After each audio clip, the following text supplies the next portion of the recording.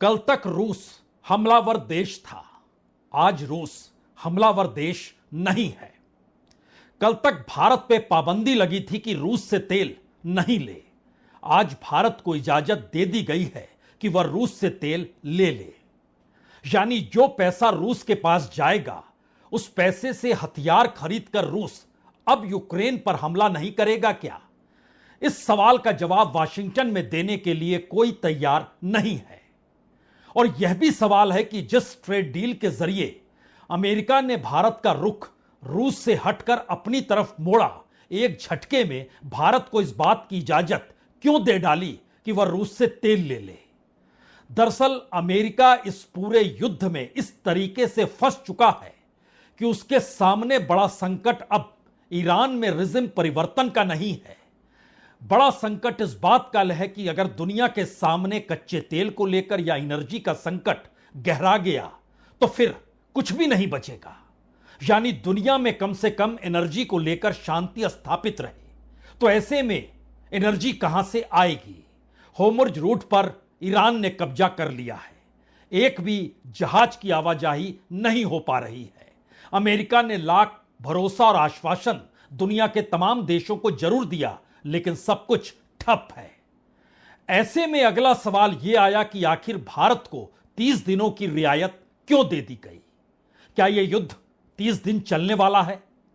या इस नई परिस्थिति में भारत ही वो देश है जिसके जरिए यूरोप को राहत महसूस होगी?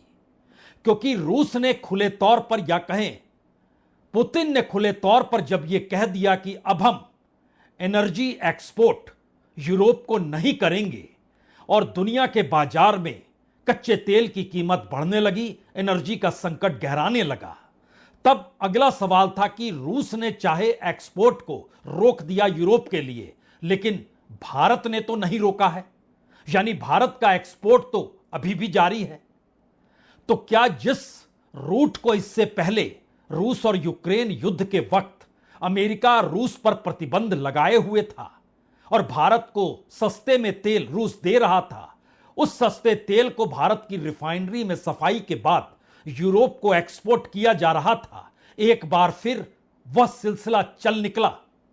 यानी अमेरिका ने घुटने टेक दिए रूस के सामने और रूस ने सहमति जता दी कि ठीक है, वो भारत को तेल देगा। और भारत ने बिना लाग लपेट के, बिना देर किए अब इस बात पर सहमति जता दी कि ठीक है, अमेरिका कह रहा है तो हम रूस से तेल ले लेंगे। लेकिन बात इतनी सरल है नहीं। दरअसल पूरे यूरोप के भीतर अमेरिकी राष्ट्रपति की साख और भरोसे को लेकर संकट गहरा गया है, क्योंकि जिन आर्थिक नीतियों के आश्रय अमेरिका बढ़ना चाह रहा था या ट्रंप की आर्थिक नीतियां चल रही थी, इस युद्ध के दौर में एक झटके में उसे सबसे बड़ा संकट गहराता हुआ दिखाई देने लगा। और खास तौर से जब रूस के राष्ट्रपति ने कह दिया कि आप हमसे कह रहे थे 2027 में आप हमसे एनर्जी नहीं लेंगे, तो हम आपको अभी ही स्वतंत्र करते हैं, यानी अब आपको एनर्जी नहीं देंगे। जब यह संकट और गहराया तो फिर वाशिंगटन के भीतर खलबली मची कि अगर पूरे यूरोप में एनर्जी क्राइसिस हो गया तब क्या होगा? तो बची खुची साख भी खत्म हो जाएगी। तो ऐसे में नया रास्ता निकाला गया और भारत के लिए पहली बार अमेरिकन ट्रेजरी ने 2 पन्ने का हस्ताक्षर करके एक नया कानून के तहत नए पैक्ट को लागू किया और कहा कि भारत अब रूस से तेल खरीद सकता है। दरअसल यह तेल रूस से भारत के लिए तो होगा ही, लेकिन पूरे यूरोपियन बाजार को यह तेल भारत एक्सपोर्ट करेगा। यानी जो स्थिति 2024-25 में थी, अब वो 2026-27 के बीच में भी रेंगने लगेगी। हालांकि शुरुआती दौर में 30 दिन की इजाजत दी गई है। भारत के भीतर नया सवाल इस बात को लेकर है कि आखिर भारत की अपनी स्वतंत्रता और संप्रभुता क्या ताक पर रखी जा चुकी है, या फिर भारत के प्रधानमंत्री नरेंद्र मोदी ने ट्रंप के साथ हुई ट्रेड डील पर अक्षरशः काम करना शुरू कर दिया है और उसी ट्रेड डील का यह हिस्सा है जिसमें जो कहेगा अमेरिका उसी लकीर पर भारत चलेगा। यह मैसेज है क्या?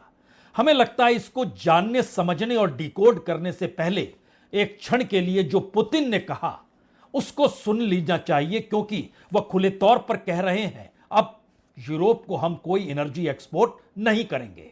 As they've just said,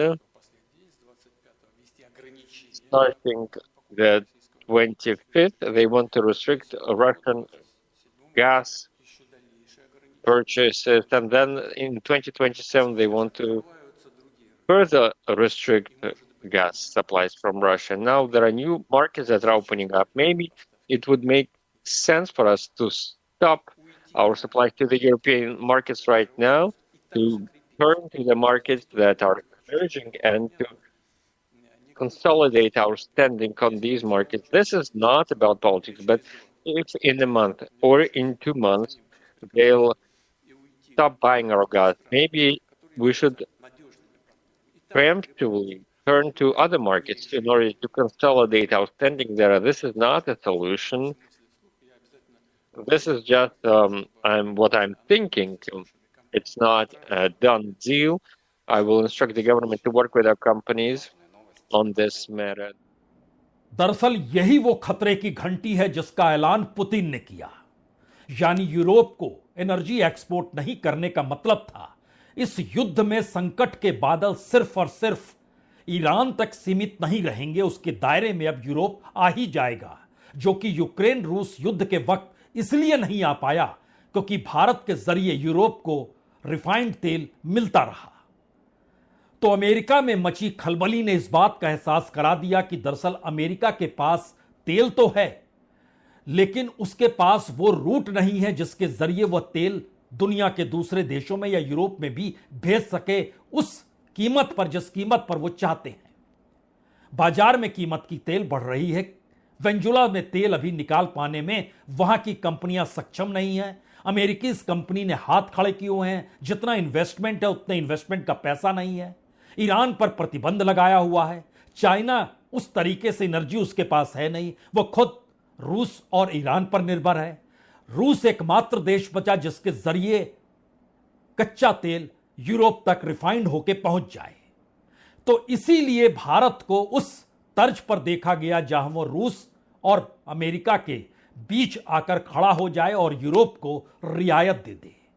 और यह इसलिए भी समझने की जरूरत है क्योंकि भारत ने जो, अगर आप रूस से कच्चा तेल जो भारत खरीदते रहा और जो वो यूरोप को भेजते रहा, अगर उसको भी समझे तो मैक्सिमम गया था जून 2025 में ट्रंप के आने के बाद, जब 2.09 million barrel per day Bharat रूस से तेल ले रहा था, यानी तकरीबन 40% भारत का तेल रूस से आता था। दिसंबर आते आते जो बंदिशें लगाने की शुरुआत ट्रंप ने भारत पे की, उसके बाद यह 2.09 मिलियन से घटकर 1.2 मिलियन बैरल पर डे हो गया और जनवरी के महीने में 1.16 मिलियन बैरल हो गया, यानी 40% से घटकर यह आधे पर पहुंच गया, 20-22% तक। इस दौर में भारत यूरोप को जो तेल दे रहा था वो मैक्सिमम तेल 2024 में 19.2 बिलियन डॉलर इतने का तेल भेजा गया था। यह तेल कहां से जा रहा था? भारत के भीतर जो प्राइवेट कंपनी, खासतौर से जो रिलायंस की है, यानी 3 बड़ी रिफाइनरी, वो जामनगर है, वो वडिनार है, वो मैंगलोर है, यहां से रिफाइन होकर तेल यूरोप जा रहा था। एक बार फिर उनके लिए रास्ता खुल गया क्योंकि लास्ट फाइनेंशियल ईयर को अगर आप देखेंगे तो लगभग 15 बिलियन डॉलर सबसे कम और मैक्सिमम 19 बिलियन डॉलर सबसे ज्यादा, इस रेंज के बीच में यूरोप में भारत ने तेल भेजा। एक बार फिर भारत की कंपनियां अब रूस से तेल लेगी और रूस के उस तेल को रिफाइन करके यूरोप के बाजार में बेचेगी। यूरोप के बाजार में कोई संकट ना आए, इसके लिए रशिया अमेरिका की मदद कर रहा है, या फिर अमेरिका सरेंडर हो गया रशिया के सामने। ठीक है, तुमने यूक्रेन पर हमला किया सो किया, लेकिन थोड़ी देर के लिए मदद करो। तो 30 दिन का एक ट्रेजरी जारी किया गया, देख लीजिए जो अमेरिकन ट्रेजरी के जरिए जारी किया गया।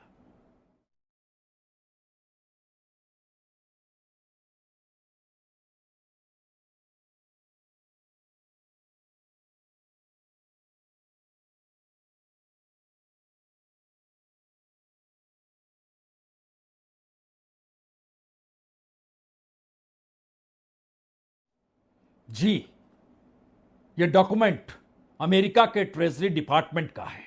1.5 पन्ने के इस तरीके के बयान को जारी करने के लिए अमेरिका के भीतर पिछले 24 घंटों में कितनी बड़ी खलबली थी, खास तौर से पुतिन के ये कहने के बाद कि हम यूरोप को एक्सपोर्ट नहीं करेंगे एनर्जी, और होर्मुज़ रूट पर जो अमेरिका सोच रहा था कि दरअसल उसकी निगहबानी में तमाम जहाज निकलते चले जाएंगे, लेकिन सब कुछ रुक गया।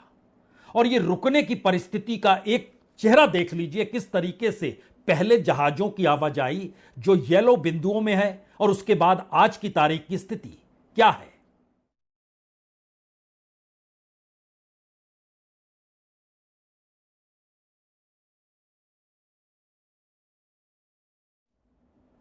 यानी एक तस्वीर है कि होर्मुज़ रूट पे अमेरिका की नहीं चलेगी। ईरान अपने लिहाज से वहां काम कर रहा है और यह संकट अमेरिका के भीतर युद्ध को लेकर भी मंडराने लगा है। शायद इसीलिए पहली बार अमेरिका के जो डिफेंस सेक्रेटरी हैं पेटे हेग्सेट, उनको यह कहना पड़ गया कि ईरान अगर यह सोच रहा है कि हम नहीं टिकेंगे तो फिर वो सुन ले हमारी ताकत क्या है।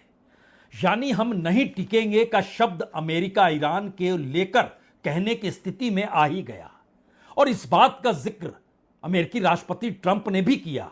लेकिन इसके दूसरी तरफ अगर दूसरी परिस्थितियों को समझें तो इन सब के बीच ईरान के जो डिप्टी फॉरेन मिनिस्टर हैं सईद खातीविज़दा, उन्होंने बहुत साफ तौर पर कहा कि हम एक लंबी लड़ाई के लिए तैयार हैं।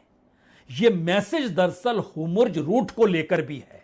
यानी अमेरिका 30 दिनों की रियायत दे रहा है भारत को। ईरान पर उसने प्रतिबंध लगा दिया है, ईरान के पोर्ट्स पर बंदिशें लगा दी है। भारत भी चाबहार से बाहर हो गया। संबंधों की गांठ इस दौर में या तो कस रही है या इस दौर में उलझती जा रही है।